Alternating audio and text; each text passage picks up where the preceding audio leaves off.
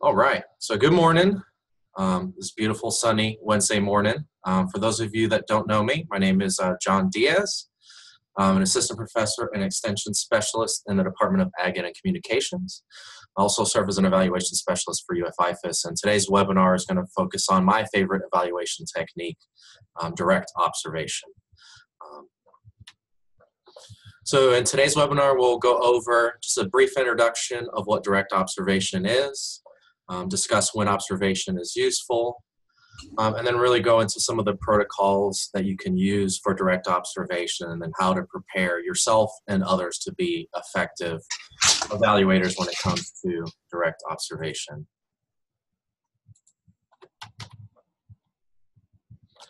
So I think most of the times when we're in extension, we tend to hang our hats on surveys and typically will overlook direct observation, which is really a useful tool when we're trying to assess conditions, behaviors, or the application of knowledge in a way that we can count or rate it. Direct observation is really a rigorous and low-cost option. I always tell folks, direct observation provides a paradigm where you can just kind of see the proof in the pudding. There's nothing better in seeing something occur or an outcome occur than you seeing it or others seeing it for themselves. Direct observation, you can utilize it one time, or it can be ad hoc or more of a method for tracking ongoing outcomes and a regular part of your evaluation framework. So when is observation useful? The first is when you want direct observation, so kind of getting that paradigm with proof is in the pudding. A lot of times we ask for folks to self-report knowledge gain or the application of knowledge or behavioral change. And this is an opportunity for you to collect the data directly from the participants because you're seeing it for yourself. It's also, like I said, an opportunity to observe an evolving situation or behavior or when a product is involved. So if there's physical evidence of application of knowledge. So if you're asking, for example, your youth to follow a recipe or adult applicants to follow a recipe, compost, plant a plant or something where there's something tangible that you can see, observation is really a useful tool. And then kind of the final thing is when other data collection procedures are inappropriate, and you typically say survey methodology. One of the paradigms that I actually learned of recently that's a really interesting paradigm to consider when using direct observation is with new audiences, especially ethnic and racial minority groups. At a CAFA Latino training I conducted recently, I found out that there was an agent that tried to administer a survey to a Creole audience for the first time, and Creole is a kind of a different audience for extension to work with. And so after administering the survey, they actually told me that the audience put a voodoo hex on them because they were asking to collect data via a survey. So I know that's a very specific example, but when you're working with audiences for the first time, especially ethnic and racial minority groups, observation may be a good tool to use at the outset while you're building trust with that group. And then, eventually surveys may be more useful, but just something to consider when you're working with those different audiences. So what are the guiding questions that you should think about when trying to identify if direct observation is the approach for you? So just think about what it is that you want to know. That's really the most basic questions, and it should be grounded in the objectives of your program. So think about that before you even think about if observation is the right tool for you.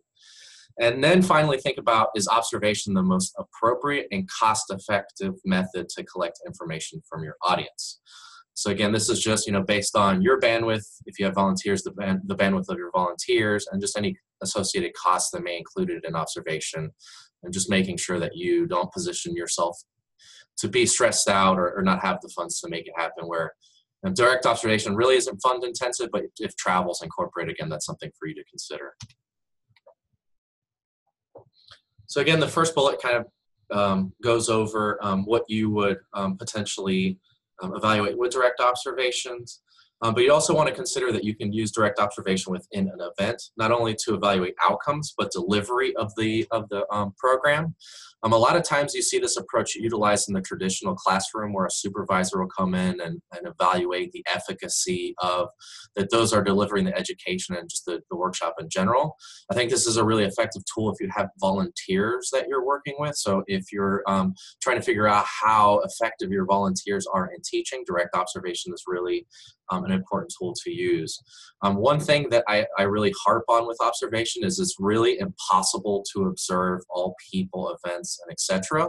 So you really want to approach observation as you would with research and identifying a sample of sites or people that you can then extrapolate to the larger population. So there's a lot of tools that can help you identify what your N or sample would look like based on the population that you want to generalize to, and then you can utilize this tool to evaluate the outcomes or delivery of the program with your sample, and then you can extrapolate it to the larger group. I think there's a misperception that if you're using observation, you have to observe everything. And I don't think that's really feasible with all the different responsibilities that you have on your plate. So again, find a sample that you think could be representative of your larger population, collect direct observation data from them, and then you can make extrapolations to your larger audience. For extension faculty, I really recommend structured observations, because when we're thinking of our Section 23 and our ROA, those that review that want some numbers.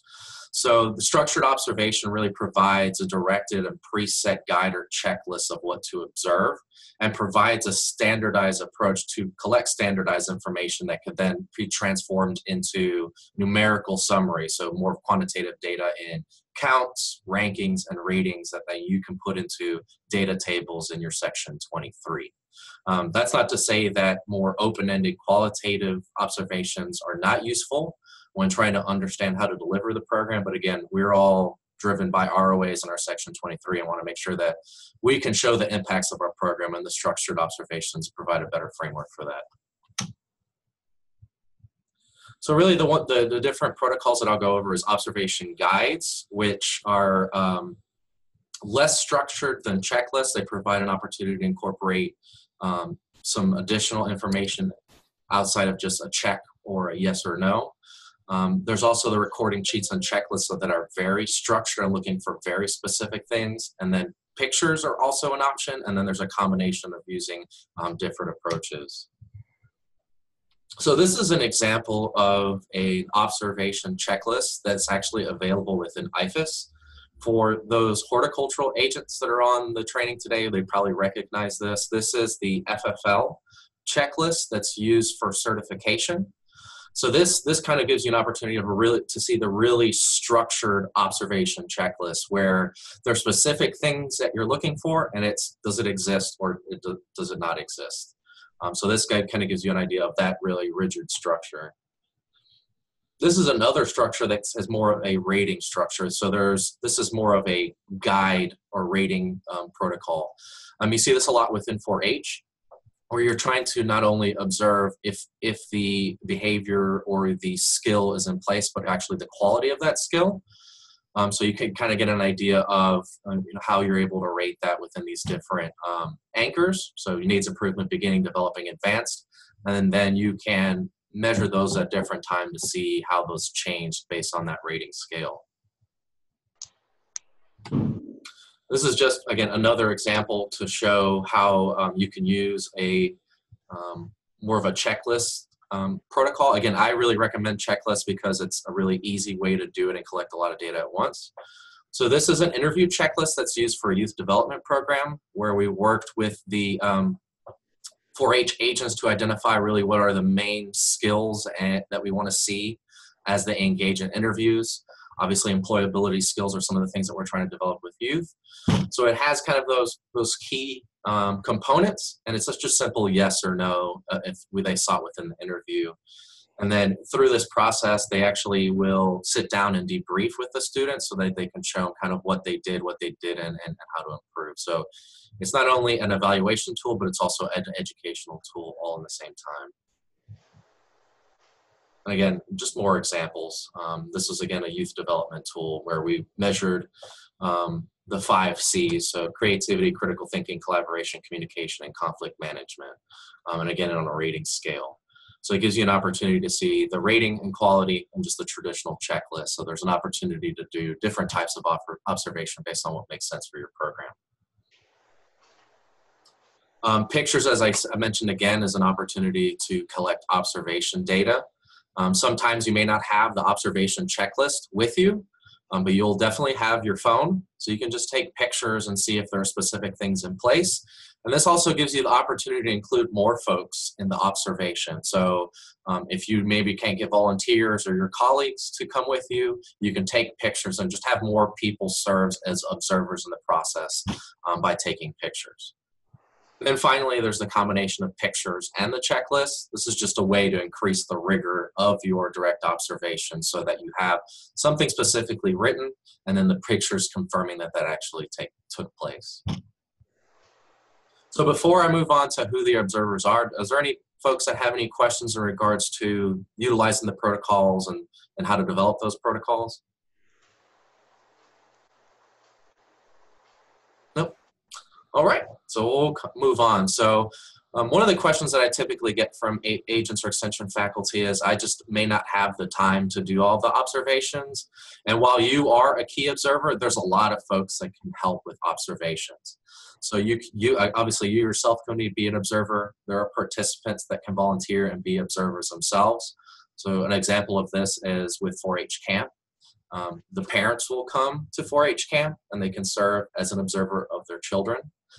So that's obviously a very specific example, but the participants are also someone that can observe. Stakeholders are an important group to bring into the fold for observation, and I'm thinking specifically of kind of county commissioners, county councils, those key stakeholders that can provide support. That gives them an opportunity not only to increase your evaluative capacity, but they can see the efficacy of your program, and then that helps them to get the word out about your program and see that it's effective, so then that increases their support. Obviously colleagues, so the colleagues within your own office, if there's someone that's in your similar program area in another office, you guys just work together and kind of develop some reciprocity so that they'll evaluate your program and you can evaluate theirs. And then if you have volunteers, obviously they're a good set of folks that can increase your capacity to do observations if you're teaching or there's other parts of the program that you need to engage with that you can't necessarily observe the program itself. If you're going to include others in the observation of your programs, really a key component is training. And the training really is predicated, or level of intensity of the training is predicated on the instrument that you're going to be using. So if you're going to be using more of a checklist, the training doesn't need to be as rigorous because there's less subjectivity in that process. So they're literally checking what's occurring and they're not asking to rate or provide any additional information.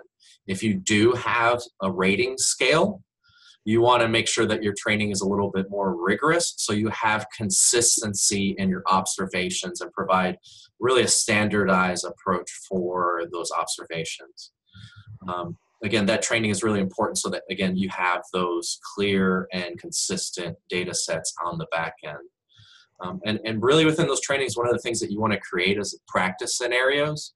So if you give them an opportunity to observe an actual workshop that you're not going to collect data that is going to make its way into your packet, that's a good opportunity to have them sink their teeth in a training opportunity that's a real scenario. And then you can debrief with them afterwards to see, did the protocol make sense, if they had any questions, and just really refine that process afterwards. So I'm going to provide some examples so that we can make sense in the world of our ROAs and our Section 23. So one example of an objective or an impact would be medium-term outcome in relationship to the adoption of at least 3 Florida-friendly landscape practices. So the objective that could potentially make its way into your packet would be at least 40% of FFL participants will adopt at least 3 FFL practices within 1 year of completion of the FFL workshop series as measured by observation checklist. So again, we saw this earlier, but you can then administer this checklist with a sample of those audience members that are included in your workshop. And what I tell folks is, that, especially from an FFL standpoint, is include their actual physical address in the sign-in sheet and have kind of the carrot of a yard consultation as part of providing that information. I don't think anyone is going to turn down free service. So depending on your program area, if there's a free service that you can follow up on and provide, this evaluation and additional in-person education as a result of the evaluation, I think that'll help to increase the amount of folks that will allow you to do the follow-up on-site observation. So looking at this from a reporting standpoint, you could essentially look at how many folks participated in your workshop, the sample that you then collect a direct observation from, and then the achievement of how many of those adopted at least three FFL practices. So now I'll move more into the rating example for 4-H context. So this was, as we saw earlier, a communication skills rating sheet. So the objective would be at least 75% of 4-H participants will demonstrate increased or improved communication skills following completion of the youth leadership program as measured by pre-post comparison of trained observer ratings. So you would have your first evaluation, probably one of the initial sets of activities, and then find a second opportunity to measure these different skill sets later on and find a difference in score, and then kind of do, kind of do the same thing where you have the total number of youth participants in your program, the sample in which you did your observations, and then the percentage in which you saw a change within their pre and post test score. So as you saw, there's really a breadth of opportunities to utilize direct observation. The question that you need to ask yourself is if observation is the right tool for you. One thing that I really try to stress is, and overcome the stigma of that, direct observation is not a rigorous approach to evaluation. It, in fact, is the most rigorous type of evaluation that we can do and provides really meaningful data for your program. You really want to be thoughtful and systematic in how you do your observations so that you understand who to include on your team and doing observations, so you're not really relegated to be the only one that is doing the observations. And then again, observation can be incorporated in the way that you develop your program in regards to understanding the efficacy of implementation, but also as a tool for measuring outcomes and interpreting what you're doing within your program. So that's all that I've got for today. Based on kind of what we went over, I'd love to entertain any questions, discussions based on observation, and I'll go ahead and give myself a shameless plug for the Program Planning and Evaluation Certificate Program.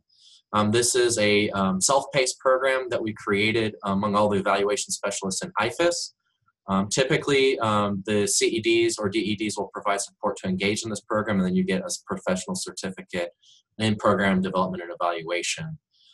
It is, again, self-paced, and it moves along based on where you are in your tenure. So if you're a newer agent and just want to focus on needs assessment, that's on the front end, and then we get into the more nuanced parts of our program development evaluation world, where we get into evaluation techniques, impact statements, and so on and so forth. So after that shameless plug, I'd love to discuss kind of how folks are thinking about doing observation in their programs, any questions in regards to utilizing some of the things that we saw today, and just kind of have a discussion on how observation can fit into the program that you all are doing. I've used observation in my summer day camps because it's a good day, like when I'm trying to teach kids, knife skills and stuff like that. And then I just am able to have them go through and do different kinds of cuts and stuff, and then just watch them while they're doing it. Yep. Yeah, that's a really good way. I always tell folks if you already have an activity, or if you can incorporate an activity into your workshops, that's an easy way. Like you said, knife cuts. It's really easy to see if someone's doing the right types of knife cuts and applying what you've taught them in regards to that. So that's a really great example of how observation is really useful. And especially with youth, you're not going to send them a survey that says, "Are you more knowledgeable on knife cuts?" Well, we don't really know how appropriate or how meaningful that is. So that's a really good example. Is there anybody else that has examples or questions in regards to observation?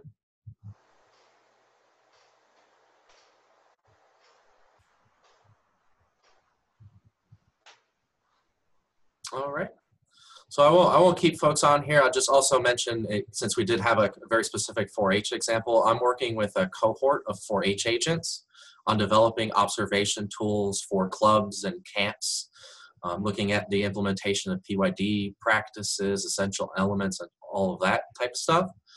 So I will keep all the 4-H agents in the loop in regards to that. And I'm also working with other folks across the state in different program areas. So if you're interested in incorporating observation into the way you evaluate your program, my contact information is right there on the screen. Please feel free to send me an email, give me a call. I always love working with agents to try to figure out how to enhance their evaluation and help support their effort. So please never hesitate to give me a shout. I'm here to help. So. Hey, John, this is Ron Rice in Palm Beach County. So I don't know if it's related, but it might be. Okay. So we have a number of agents that do site visits. Maybe they're invited by a farmer to come check out some kind of malady. So, and a lot of time this just goes unreported. You know, some people spend a lot of time doing this and doing a follow-up visit, and it just ends up in a table as like, oh, I did 32 site visits or something like that, but there's nothing else. And it's a shame to lose that. Can you make a comment maybe on how we might start strategizing how to capture that? Thanks. Yes. So I am a big advocate for what I like to call evaluating individual contact teaching. I think those one-on-ones provide more impact than any kind of group workshop. And I agree that a lot of the folks are not evaluating that in regards to changes of knowledge, implementation of best practices, and so on and so forth. So a really tangible example of that, Ron, is I'm working with the Central Florida Livestock Agents Group to develop a site visit checklist that looks at, and we're specifically focused on weed management, but it gives an opportunity to see, okay, this person attended a workshop. We now followed up with them to do a site visit. They are now implementing X amount of best practices, and then we can then incorporate that into our packet in regards to kind of that follow-up behavior change or practice adoption. And then again, I think that gives a really amazing tool to provide additional education. So as you're going through the checklist and you see, hey, you know, farmer A isn't doing this, that will really help to enhance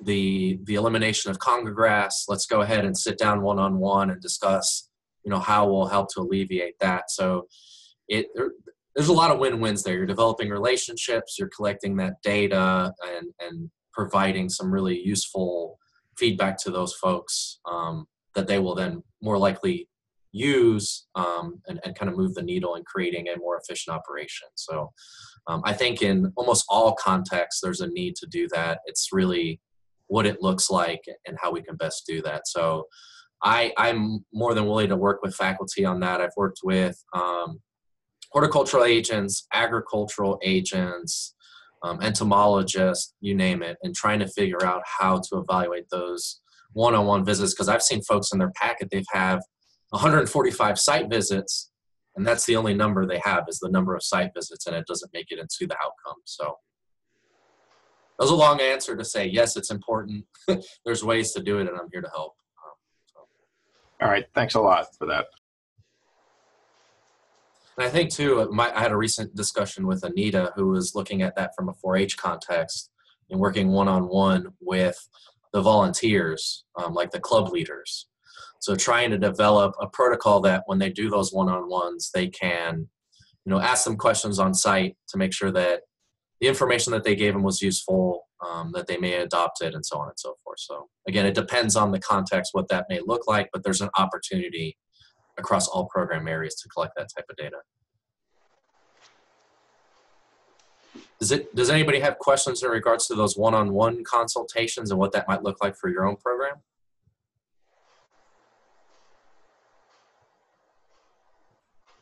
So I'm going to put Judy on the spot because I know I worked with her recently on doing one-on-ones. Can you explain kind of some of the pest management stuff that you're working on? I know you said your group gets calls on pest management in the home, and how the one-on-one ICT tool will be helpful for you in tracking those types of efforts.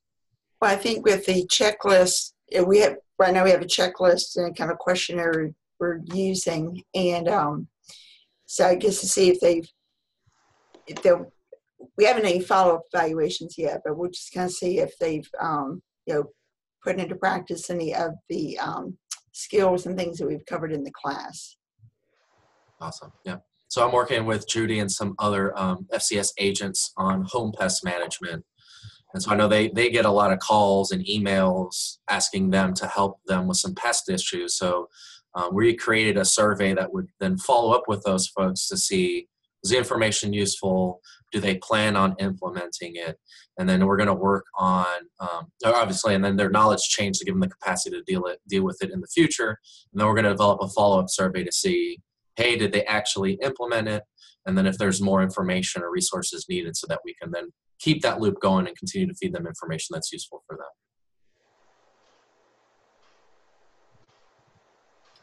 All right. Any other questions before we hop off today? No. All right. Well, I hope everyone enjoys the rest of their Wednesday. This is the last day before I go on vacation for a week, so I'm excited to have had the opportunity to engage with you all. So enjoy the rest of your day. Again, if you have any questions, give me a holler, and I look forward to working with you all. All right. Thank you very much, John. Thank you.